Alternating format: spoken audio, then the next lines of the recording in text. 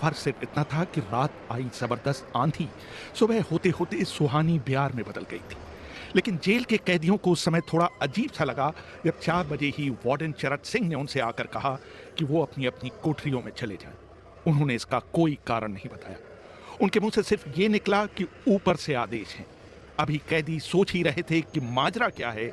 Jail का नाई बरकत हर कमरे के सामने से फुसफुसाते हुए गुजरा कि आज रात भगत सिंह, राजगुरु और सुखदेव को फांसी दी जाने वाली है।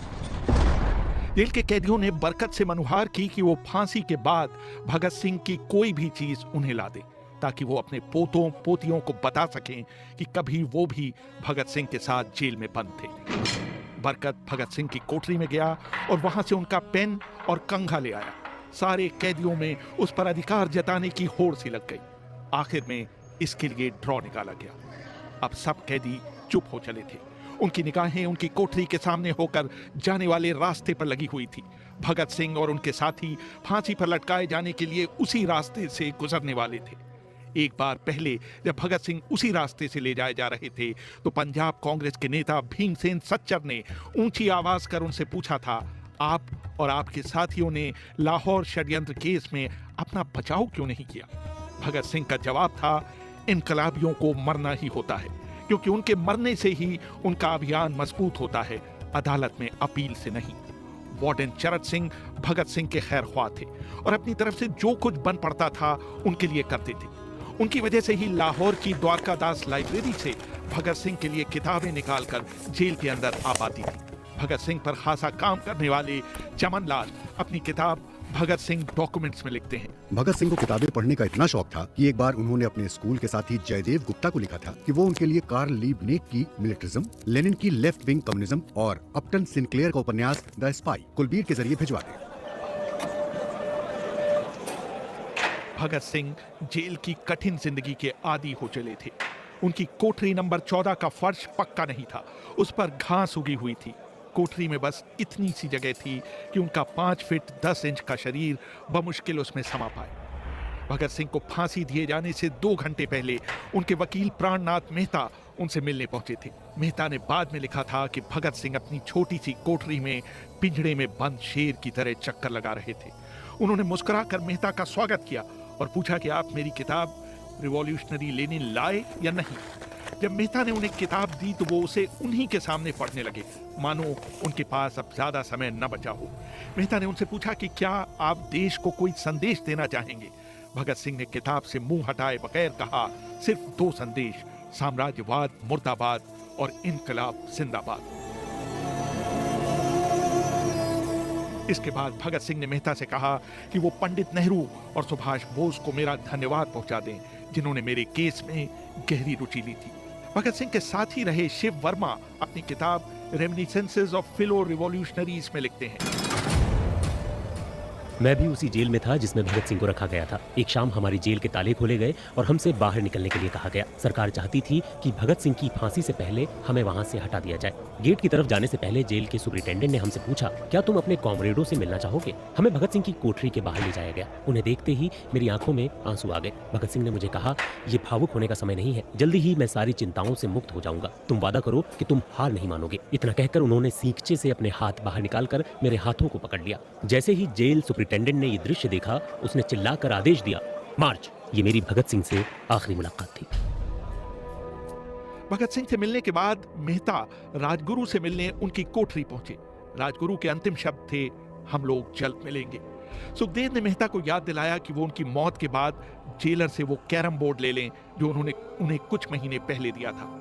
मेहता के जाने के थोड़ी देर बाद जेल अधिकारियों ने तीनों क्रांतिकारियों को बता दिया कि उनको वक्त से 12 घंटे पहले ही फांसी दी जा रही। अगले दिन सुबह 6 बजे के बजाय उन्हें उसी शाम 7 बजे फांसी पर चढ़ा दिया जाएगा। भगत सिंह मेहता द्वारा दी गई किताब के कुछ पन्ने ही पढ़ पाए थे। उनके मुंह से निकला, क्या आप मुझे इस किताब का एक अध्याय भी खत्म नहीं करने देंगे? भगत सिंह ने जेल के मुस्लिम सफाई कर्मचारी बेबे से अनुरोध किया कि वो उनके लिए उनको फांसी दिए जाने से एक दिन पहले शाम को अपने घर से खाना लाए। लेकिन बेबे भगत सिंह की ये इच्छा पूरी नहीं कर सके, क्योंकि भगत सिंह को 12 घंटे पहले फांसी देने का फैसला ले लिया गया और बेबे को जेल के गेट के अंदर घुसने ही नहीं दिया गया। थोड़ी देर बाद तीनों क्रांतिकारियों को फांसी की तैयारी के लिए उनकी कोठरियों से बाहर निकाला गया। भगत सिंह, राजगुरु और सुखदेव ने अपने हाथ आपस में जोड़े और अपना प्रिय आजादी गीत गाने लगे। कभी वो दिन भी आएगा कि जब आजाद हम होंगे, ये अपनी ही जमीन होगी, ये अपना आसमां होगा। फिर इन तीनों का एक एक करके वजन लिया गया। सबके वजन पहले से बढ़ गए थे। इन सब से कहा गया कि अपना आखिरी स्नान करें। फिर उनको काले कपड़े पहनाए गए, लेकिन उनके चेहरे खुले रहने दिए गए। चरत सिंह ने भगत सिंह के कान में फुसफुसाकर कहा कि वाहे गुरु को याद करो।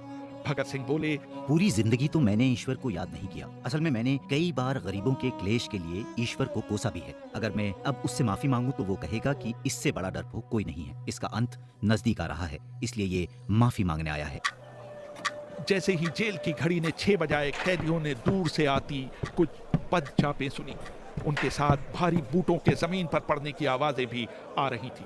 साथ में एक गाने का भी दबा हुआ स्वर सुनाई दे रहा था, सरफरोशी की तमन्ना अब हमारे दिल में है। तभी अचानक जोर जोर से इनकलाब जिंदाबाद और हिंदुस्तान आजाद हो के नारे सुनाई देने लगे। फांसी का तख्ता पुराना था, लेकिन फांसी देने वाला काफी तंदुरुस्त था। फांसी देने के लिए मसीह जल्लाद को लाहौर के पास शाहदरा से बुलवाया गया था। भगत सिंह इन तीनों के बीच में खड़े थे। वो अपनी मां को दिया गया वो वचन पूरा करना चाहते थे कि वो फांसी के तख्ते से इनकलाब जिंदाबाद का नारा लगाएंगे। भगत सिंह पर किताब लिखने वाले प्रोफेसर मलविंदर जीत सिंह वराइच लिखते हैं, लाहौर जिला कांग्रेस के सचिव पिंडी दास सोंधी का घर लाहौर सेंट्रल जेल से बिल्कुल लगा हुआ था।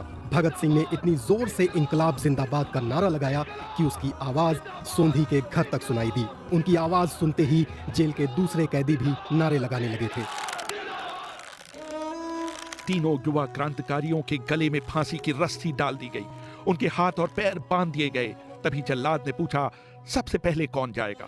सुखदेव ने सबसे पहले फांसी पर लटकने की हामी भरी। जल्लाद ने एक एक कर रस्सी खींची और उनके पैरों के नीचे लगे तख्तों को पैर मारकर हटा दिया। काफी देर तक उनके शव तख्तों से लटकते रहे। बाद में उन्हें नीचे उतारा गया और वहां मौजूद डॉक्टरों लेफ्टिनेंट कर्नल जे नेल्सन और लेफ्टिनेंट कर्नल NS सोधी ने उन्हें मृत घोषित किया। कुलदीप नैयर अपनी किताब विदाउट फियर में लिखते हैं, एक जेल अधिकारी पर फांसी का इतना असर हुआ कि जब उससे कहा गया कि वो मृतकों की पहचान करे तो उसने ऐसा करने से इनकार कर दिया। उसे उसी जगह पर निलंबित कर दिया गया। बाद में एक जूनियर अफसर ने ये काम अंजाम दिया। पहले योजना थी कि इन सब का अंतिम संस्कार जेल के अंदर ही किया जाएगा, लेकिन फिर यह विचार त्यागना पड़ा क्योंकि अधिकारियों को आभास हुआ कि जेल से धुआं उठते देख बाहर खड़ी भीड़ जेल पर हमला कर सकती है। इसलिए जेल की पिछली दीवार तोड़ी गई। उसी रास्ते से एक ट्रक जेल के अंदर लाया गया और उस पर बहुत अपमानजनक तरीके से उन शवों को एक सामान की तरह फेंक दिया गया। पहले तय हुआ था कि उनका अंतिम संस्कार रावी के तट पर किया जाएगा, लेकिन रावी में पानी बहुत ही कम था, इसलिए सतलज के किनारे शवों को जलाने का फैसला लिया गया। उनके पार्थिव शरीर को फिरोजपुर के पास सतलज के किनारे लाया गया। तब तक रात के 10 बज चुके थे। इस बीच उप पुलिस अधीक्षक कसूर सुदर्शन सिंह कसूर गांव से एक पुजारी जगदीश अचरज को बुला लाए। अभी उनके शवों में आग लगाई ही गई थी कि लोगों को इसके बारे में पता चल गया। जैसे ही ब्रिटिश सैनिकों ने लोगों को अपनी तरफ आते देखा, वो शवों को वहीं छोड़कर अपने वाहनों की तरफ भागे। सारी रात गांव के लोगों ने उन अधजले शवों के चारों ओर पहरा दिया। अगले दिन दोपहर के आसपास जिला मजिस्ट्रेट के दस्तखत के साथ लाहौर के कई इलाकों में नोटिस चिपकाए गए, जिसमें बताया गया कि भगत सिंह, सुखदेव और राजगुरु का सतलज के किनारे हिंदू और सिख रीति से अंतिम संस्कार कर दिया गया। इस खबर पर लोगों की कड़ी प्रतिक्रिया आई और लोगों ने कहा कि इनका अंतिम संस्कार करना तो दूर, उन्हें पूरी तरह जलाया भी नहीं गया। जिला मजिस्ट्रेट ने इसका खंडन किया, लेकिन किसी ने उस पर विश्वास नहीं किया। इन तीनों के सम्मान में 3 मील लंबा शोक जुलूस लाहौर के नीला गुंबद से शुरू हुआ। पुरुषों ने विरोध स्वरूप अपनी बाहों पर काली पट्टियां बांध रखी थीं और महिलाओं ने भी काली साड़ियां पहन रखी थीं। लगभग सभी लोगों के हाथ में काले झंडे थे। लाहौर के मॉल से गुजरता हुआ जुलूस अनारकली बाजार के बीचों बीच जा रुका। यकायक पूरी भीड़ में उस समय सन्नाटा छा गया जब घोषणा की गई कि भगत सिंह का परिवार तीनों शहीदों के बचे हुए अवशेषों के साथ फिरोजपुर से वहां पहुंच गया है। जैसे ही 3 फूलों से ढके ताबूतों में उनके शव वहां पहुंचे, भीड़ भावुक हो गई। लोग अपने आंसू नहीं रोक पाए। वहीं पर एक मशहूर अखबार के संपादक मौलाना जफर अली ने एक नज्म पढ़ी जिसका लब्बुलबाब था कि किस तरह इन शहीदों के अधजले शवों को खुले आसमान के नीचे जमीन पर छोड़ दिया गया। उधर भगत सिंह की फांसी के बाद वार्डन चरत सिंह सुस्त कदमों से अपने कमरे में पहुंचे और फूट फूट कर रोने लगे।